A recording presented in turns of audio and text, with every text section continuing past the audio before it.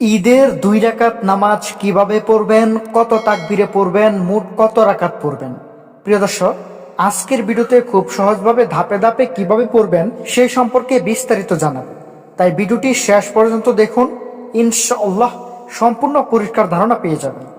সুপ্রিয় দর্শক, ঈদের নামাজ 2 রাকাত ওয়াজিব। এটি জামাতের সাথে আদায় করা হয়। একা পড়া সঠিক নয় সাধারণভাবে। এই নামাজে অতিরিক্ত কিছু তাকবীর থাকে যা এটিকে বিশেষ করে তোলে। ঈদের নামাজের নিয়ত মনে মনে করবেন।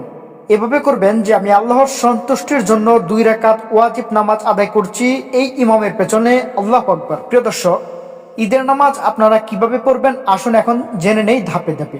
1. ইমামের সাথে তাকবীরে তাহরিমা আল্লাহু আকবার বলে হাত বাঁধবেন। 2. সানা পড়বেন সুবহানাকাল্লাহুম্মা। 3. এরপর ইমাম 3 বার অতিরিক্ত তাকবীর বলবেন। প্রতি তাকবীরে হাত উঠাবেন। প্রথম 2 বার হাত ছেড়ে দিবেন, তৃতীয়বার হাত বেঁধে ফেলবেন। তারপর সূরা ফাতিহা প্লাস অন্য সূরা পড়া হবে। এরপর স্বাভাবিকভাবে রুকু ও সেজদা করবেন। তারপর দ্বিতীয় রাকাত ইমাম সূরা ফাতিহা প্লাস অন্য সূরা পড়বেন। তারপর 3 বার অতিরিক্ত তাকবীর হবে, তাকবীর দিবেন এবং প্রতিবার হাত উঠাবেন এবং ছেড়ে দিবেন। এরপর চতুর্থ তাকবীর বলে রুকুতে যাবেন। বাকি নামাজ স্বাভাবিকভাবে শেষ করবেন। প্রিয় দর্শক, নামাজ শেষে ইমাম খুতবা দিবেন। এই খুতবা শোনা সুন্নত, তাই মনোযোগ দিয়ে শুনবেন।